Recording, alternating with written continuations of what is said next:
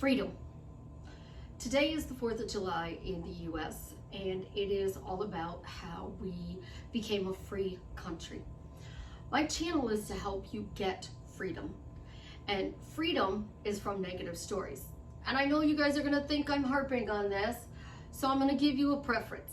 If you don't wanna be free of your negative stories and you want a specific thing, this is how you do it. For everybody else, I will explain how you can be free and why you are struggling with your mindset later in the video. But first, this is Susie, your beautiful swan queen. Welcome back to the garden, my beautiful duckling, where we discover your inner royalty. I am the best life coach with a 99.6% success rate in helping people get together with the love of their life. If you would like to work with me one-on-one, join my paid Facebook group, Upscale Your Money, buy t-shirts from my daughter and her bestie. My Swan Love is one of them that they made. The links are in the description below. If you want to do my course to free yourself from the negative stories, that link is in the description below. And of course, bethematch.org is in the description below. If you want to save somebody's life, you can go to that link and donate to see if you are a match, or if you want to donate other ways. I'm sure they have options. Let's talk about this. You want a specific person, because that's what everybody comes to me for. They want a specific person. So if you want your specific person and you don't want to clear the negative story, you don't want to change yourself, you don't have to. You don't. You can literally just affirm and get whatever you desire. You have to find the several words that describe what you want. So you want to be married to your SP. I say it needs to be a good marriage, so happily married. That is the ultimate statement you're going to make about marriage, that it is happy. May take you time to get there, but that is the ultimate statement. Happily married. So you turn happily married into a phrase, a question, or a statement. A statement, I am happily married. A question, why am I happily married? How did I get happily married? Isn't it wonderful I'm happily married? A phrase, happily married because I'm happily married. Happily married because I'm happily married. Why am I happily married? Because I'm happily married. So that happily married thing said in one of those three ways, if you focus forward, persist, and dismiss the negative thoughts.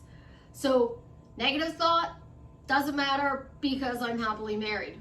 Negative thought, doesn't matter, I'm happily married. You don't have to change you, but most people don't want to live the way they do. I sure as the heck didn't. So I'm going to get really raw and personal here. And I'm going to tell you about my life, because it is a wild story. I was born in Chicago in the fall of the year, and I grew up in a poverty set. I'm going to say poverty because I never felt like they had any money. So, and they didn't talk about money, but we were constantly told no. Only then to find out my father is not my father, it is somebody else. And then I would go see my father and I would be really confused because he had all this money and he would say no all the time. Daddy, can we go to the park? No. Daddy, can we go get ice cream? No. Daddy, can we go to the pool? No. So you're in a hotel and you can't even go play in the pool. Why? Because my biological father is Elvis Presley. So my mind as a child thought no because there was no money. There's no money. There's absolutely no money. So because there was no money, I never got anything. It didn't matter that it was circling around me, I didn't get anything. And I didn't think I wasn't worthy or deserving of it. I didn't think that was the issue. And then when my mother found out she wasn't going to get anything from my father, she divorced my stepfather and said, I don't want you. So I got left and abandoned. And then when he died, I got left with the step parents, and I got dubbed Orphan Annie. Well, here's the thing. I was abused mentally and physically. Others are abused mentally, physically, and the third one, which we all know. I was abused mentally and physically. My stepmother was famous for hit first, ask questions later. So I go out on a bike ride, and I was given permission to go out on a bike ride. And I come back from my ride, and she said, "Where were you?" I said, "Riding my bike." "No, really, where were you?" "Riding my bike." She called me a fucking liar and beat me with a belt that had beads on it, punched me in the face. And then when she found out I really was riding my bike later, you know what she told me? "You should have told me that, and then you wouldn't have gotten this." I did tell you that. My stepfather was great with his beaded belt and, "Oh, let's see, you want to learn how to not play with matches? Let's go burn your hands over a gas stove." Like, I'm talking really abusive. I can remember he beat my brother with a 2x4. And then when he learned karate, he would kick our asses with his karate move. And if you got beat, you literally had to put your hands on the bed, bare butt, in the air until they stopped. I got grounded for 6 months. And I asked if I was still grounded, and they said, "Why are you grounded?" They didn't even remember why I was grounded. So think about this. From the time I was born through now, my childhood was all toxic and abusive. So I have to live with those negative stories of the childhood. Well, then I got married, and I had to hide out basically for 2 years from my step-parents because it got so bad. They almost beat me to death. Oh, but wait, social services said, "It's not that bad. You're safe to go back." I couldn't sit. I couldn't go to the bathroom. So then I left home and I hid out for 2 years, got married, and then I came back out in public with a different name, and I realized that I was still dealing with verbal stuff. A lot of verbal abuse. It was hot and cold, as you guys like to describe. So let's think about this. Why did that happen? There's one word, but we're going to continue this little story. People control you. So I was told that I didn't tell them where I was, but I told them where I was, and then I was told that I wouldn't have gotten beat if I would have told them where I was. Somebody who has been sexually abused gets told, "I'm an assault victim." The first 2 questions they ask you when you get assaulted: did you say no? And what were you wearing? So the person who assaulted me, they didn't even ask those questions to me. They told me to stay away from the police department because I was assaulted by somebody who worked for them, and somebody else who worked for them wanted me dead. But I didn't create that. But let's go back to the marriage, the hot and the cold. You know, he was really nice, and then he was really bad, and then I had kids with him. And the thing about having kids with him is I wanted the man I had kids with, not the man he became. And there were glimpses of him until you got out and you realized that there never were glimpses of the man that we thought they were. That was just the fake person. But the other person was who he was all the time. He just masked it. Just put on a mask. But why does this stuff happen? Because we are groomed. One word, groomed.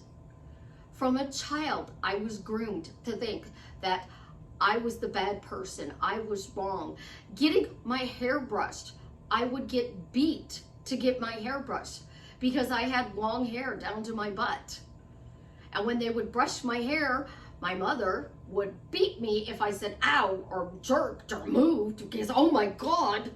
So she would take the back of the hairbrush and whack me on the head.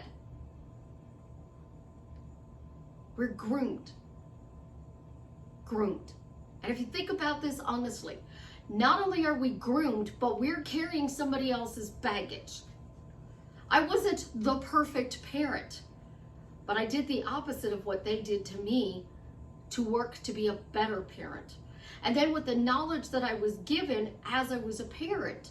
But when my child comes to me and says, Mom, I thought you were the crazy parent for 8 years. That's because that child was groomed to think I was the bad person.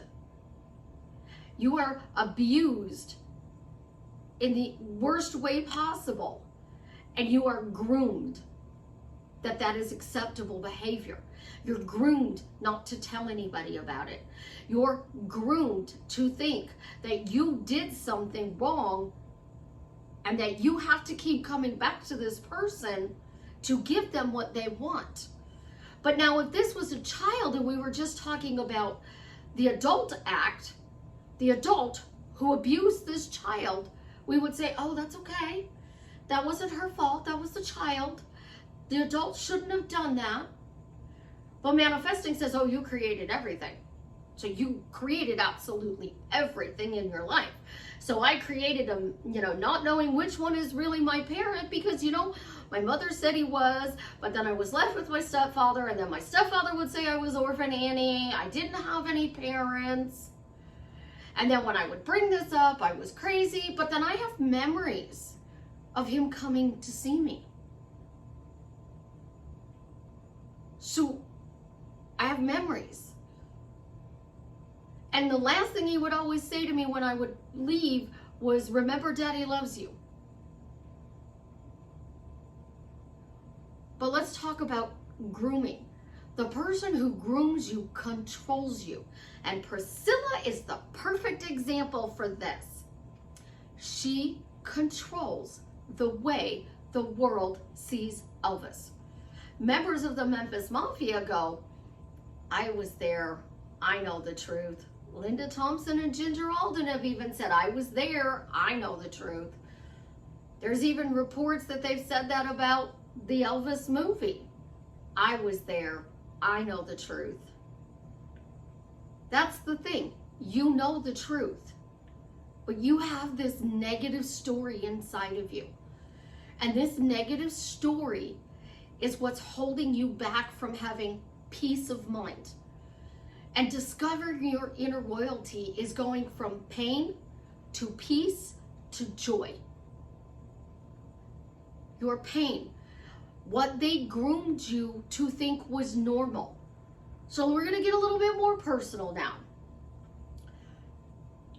All the way up until here, you have toxic in your life. And then somebody comes in that's not toxic. They're not toxic at all. They're kind, they're loving, they're sweet, they hear you, they see you, they validate you. And you constantly need reassurance. Constantly. You would really do that for me? Really? But then we're taught that we're the toxic one because we need reassurance. But we were groomed for toxic behavior. We were raised and taught that this was the way of life and you were just to accept it. And because I'm Gen X, not only did we accept it, we self-soothed ourselves. We mentally dealt with it by filing it into a pocket marked, I don't want to deal with it. And then when we get overwhelmed, we go to whatever our vice is so that we can have a little bit of peace in our life. So now you get this healthy relationship, but you're so used to toxic that this person talks to you, doesn't talk to you, they see you, they don't see you, they ignore you, they pay attention to you, and it goes back and forth and back and forth. I had a healthy relationship, but because I grew up without a cell phone, an email, and a tablet, and a phone in my hand, I wasn't upset when we didn't talk every day. It didn't bother me. I wasn't upset if I didn't see him 7 days a week. If I saw him once a week or once every 2 weeks, it didn't affect me. Because that's how you did things before cell phones. But now that we have cell phones, We're groomed to think if I send you a message, you have to respond immediately. Since I started this video, I have gotten 10 messages. 10 messages. But I can't respond because I'd have to stop the video. So when I stop the video, then I need to go respond to these messages. When you free yourself of this toxic behavior, this is what happens. You realize you've been carrying somebody else's baggage. And this happened with a client. This person was toxic. And they groomed her. And when they groomed my client got the idea that this was normal. And then the mother said it was because of what she wore to bed. So from that day forward, she covered up. So she would have on her bra, a tank top, and a shirt over it. And she went to go to the store after doing one lesson in my program. And she came back from the store realizing she was just in her tank top and bra. She wasn't completely covered up. When she realized that it wasn't her fault and somebody tried to make it her fault because the parent failed at being able to handle the situation, they blamed it on her. And it's the same thing with self-love. How is self-love going to fix your money problems? How is self-love and self-concept going to fix your relationship? How's it going to make your job better? Because you're struggling financially and you have your own business and people say, well, just go out and get a job. The job is a Band-Aid. It doesn't fix the struggling problem. So they tell you, well, do self-love and self-concept. You don't love yourself. That's why you don't have money. Because you don't love yourself. You're being groomed with self-love and self-concept. Literally, you're being groomed. Because we're not here to experience self-love. Because in all of that bad stuff that happened, all of that bad stuff, one of the most famous quotes, the truth is like the sun. Eventually it's going to come out. That's what Elvis used to tell me all the time. The truth is like the sun. Eventually it's going to come out. So if the sun comes out, the truth comes out. So I always knew that the truth would come out in my life because of that phrase. I always knew that I was loved because those people keep coming back into my life. But now let's talk about an adult. He allegedly died before I was 10 years old, and now he may be alive, and he did a concert, which was actually just a video of him, at a Trump rally. Elvis singing to open the Trump rally on the big screen. And they're like, Elvis Presley did a concert at Trump's rally. And then you got to deal with all these, is he alive, is he not? The conspiracy theories. We like those conspiracy theories. You know why? Because those conspiracy theories give us something we're missing. So we've been groomed that we accept toxic behavior. We've been groomed that self-love and self-concept will fix everything. And then we go to the conspiracy theories. And those are our stories. Now let's think about this. If he was alive, he could have rescued me. And if he is alive and he didn't rescue me, what does that mean? The little child in us made up a story to protect our mental health. And we kept telling that story to ourselves.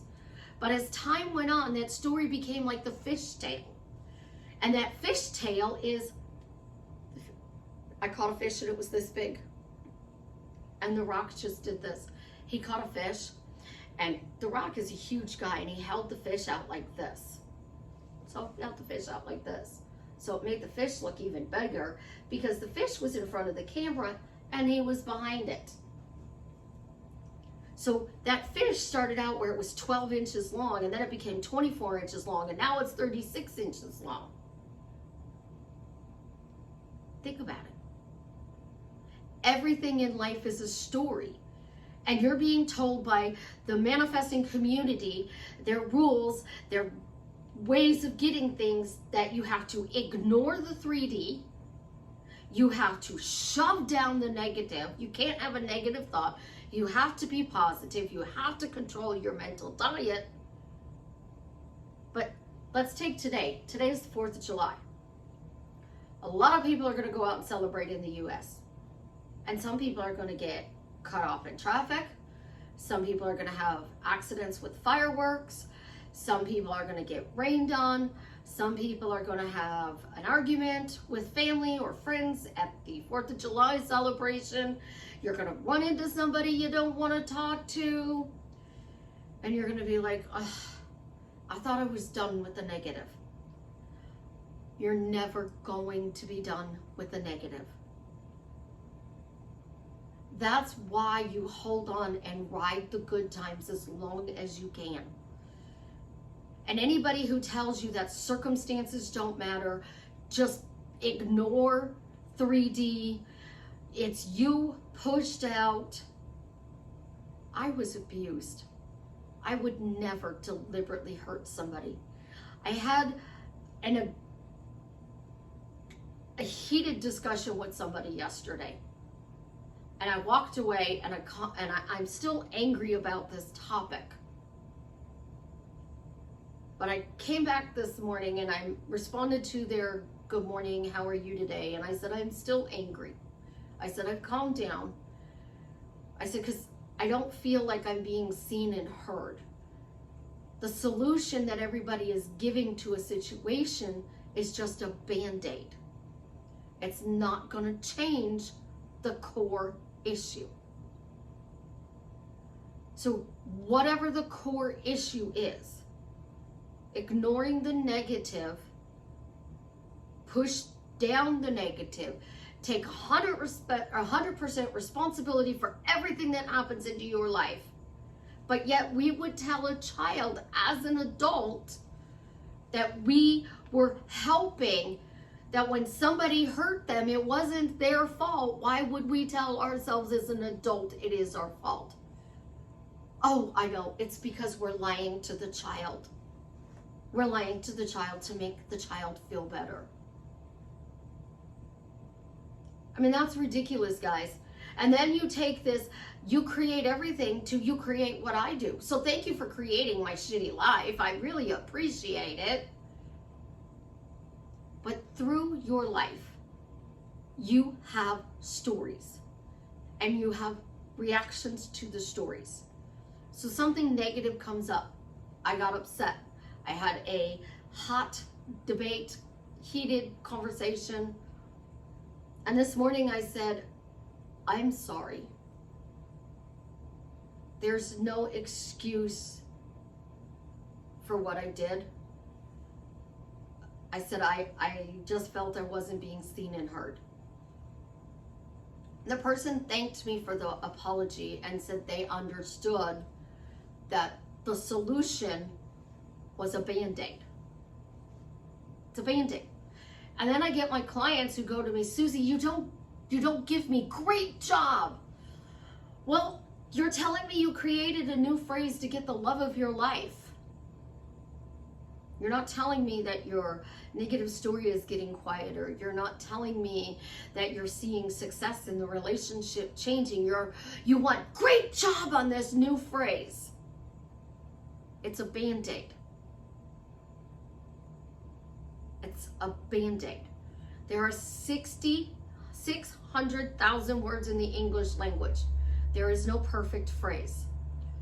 This person speaks 3 languages fluently, and then has a knowledge of 3 other languages. So that means there's 1.8 million words at least with those 3 languages, unless one of those languages is Arabic, because then there's like 6 million words. There is no perfect phrase, question, or statement. You just have to say, I'm saying this phrase and I'm seeing it works. I wrote it down, I see, I get it. I wrote it down. Thank you, universe, for delivering it. I made a list. Thank you, universe, for giving me everything on my list. That's how I got 200 things on a list of 201 things. I literally wrote it down, and I would go check off the stuff on the list, and I'd say, thank you, universe, for giving me everything on this list. Thank you. Simple phrase. Thank you for giving me everything on this list. So if you wrote down a list about how you wanted your specific person to be, you wrote down a list about how you wanted your job to be, you wrote a list about how you want life to be, you're going to get, just by simply saying, thank you, my specific person does this. Thank you, my job does this. Thank you that life is like this. That's one phrase you have to say, and the rest of the time you get to enjoy your life. But we don't enjoy our life because of that negative story.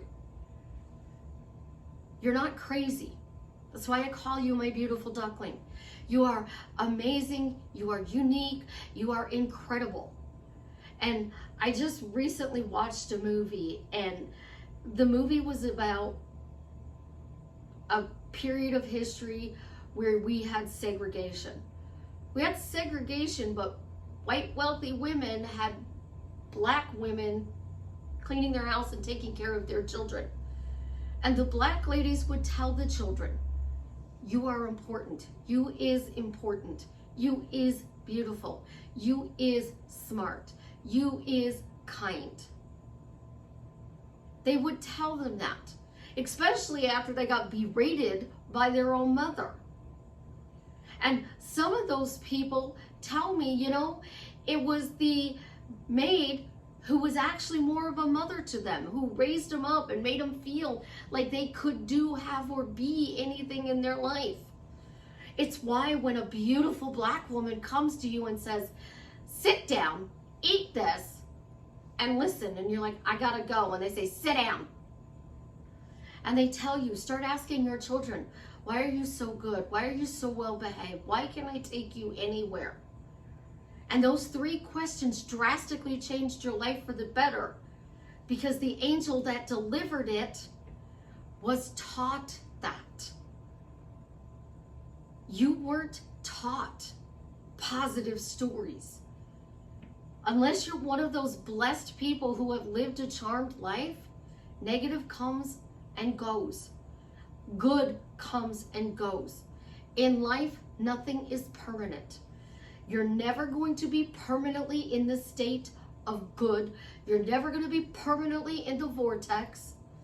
Even millionaires and billionaires lose money, break up, get divorced, have bad days. You think millionaires and billionaires don't have bad days? Look at Donald Trump. It's a perfect example. You can have all the money in the world. People attack you. People don't like you. Let's talk about Kate Middleton. She married Prince William. She is in line to be the future Queen Consort of England. And they didn't learn from Princess Diana. They talk about her wardrobe. They talk about her weight. They talk about her hair. Oh my God, she took her shoes off the other day and her toenails weren't polished. And that wasn't proper royal protocol.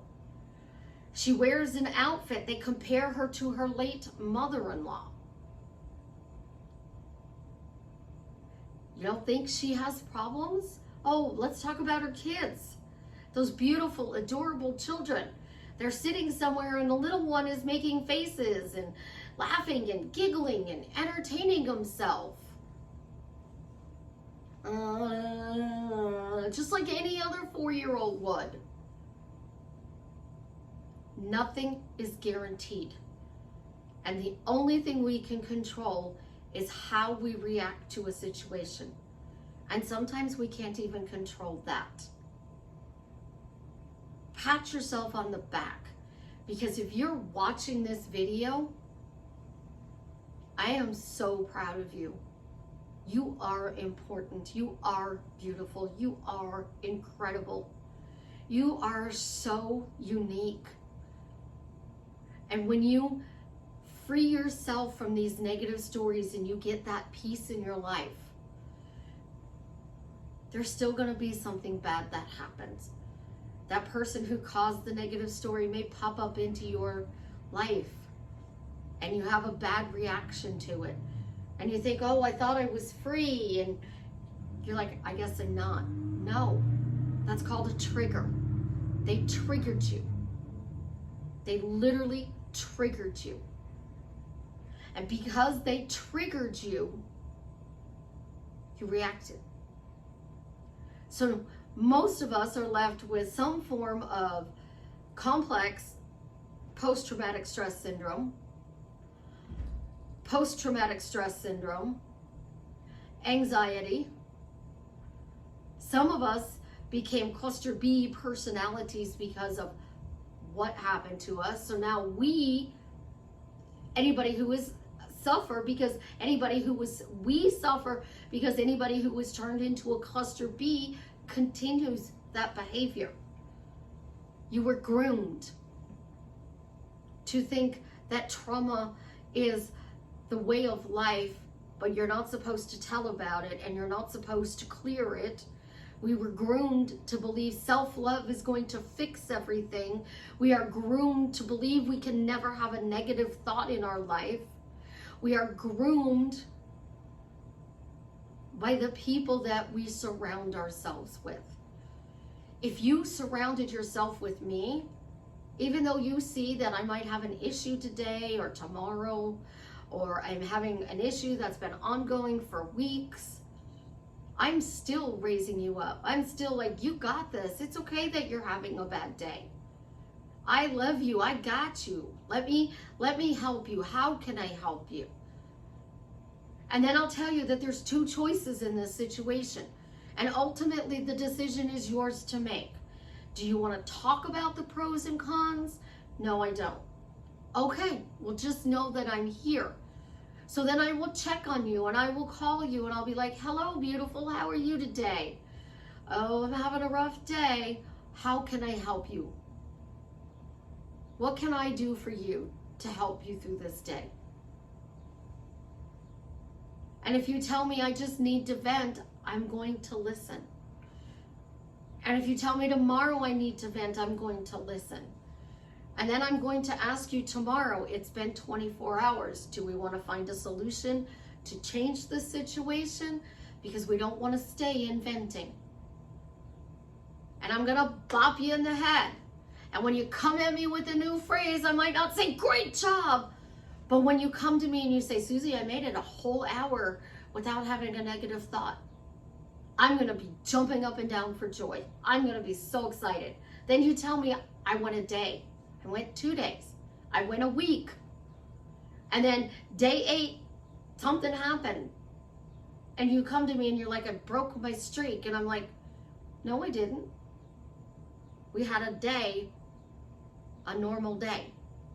And a normal day has good moments and bad moments. You didn't break your streak. You're just beating yourself up because you thought you no longer were going to have any negative thoughts. To drastically change your life for the better, you're going to have to live on both sides of the road. You just don't stay in the negative. And if you can't get out of the negative, reach out for help. Because you shouldn't be negative 86,400 seconds a day, 365 days a year. I say, if you are married for 50 years, 18,262 days, and 18,000 of those days are good, and 262 of those days are bad, you had a great marriage. Let's hope those 262 are not all together at one time. Let's hope that they're spread out through those 18,000 days, because then it's not as overwhelming. But I have clients that have coached with, and I've been working with them to achieve goals and dreams that they have in their life. And they'll come to me and they'll be like, I'm having a real bad day and I have to solve the problem of the day. And then the next call, we can work on their future. And then the next call, I solve the problem of the day. You wouldn't know life was good if you didn't see problems. Maybe they're not your problems. Maybe they're somebody else's. But problems and negative stories exist so that when we get the good, we can enjoy it more. I love you.